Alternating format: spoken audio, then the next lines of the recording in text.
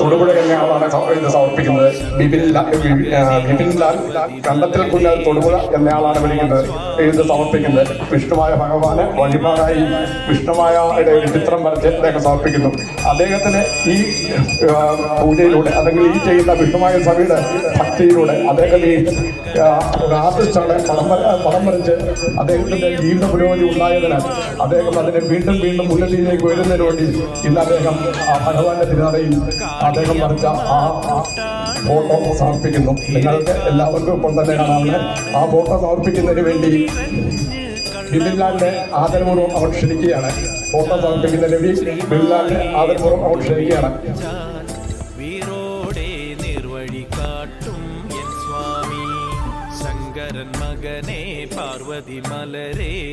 ഞാൻ പറഞ്ഞു വന്നതിന്റെ പ്രധാനപ്പെട്ട അദ്ദേഹം ശമയങ്കര കുടികൊള്ളുന്ന വിഷ്ണുസ്വാമിയുടെ ആ രൂപം അദ്ദേഹം വരച്ചതാണ്. അദ്ദേഹം വരച്ച് ഇവിടെ സമർപ്പിക്കുന്നു. നിങ്ങൾക്ക് എല്ലാവർക്കും ഇത് കാണാവുന്നതാണ്. അദ്ദേഹത്തെ കൈയടിച്ച് പ്രോത്സാഹിപ്പിക്കുക.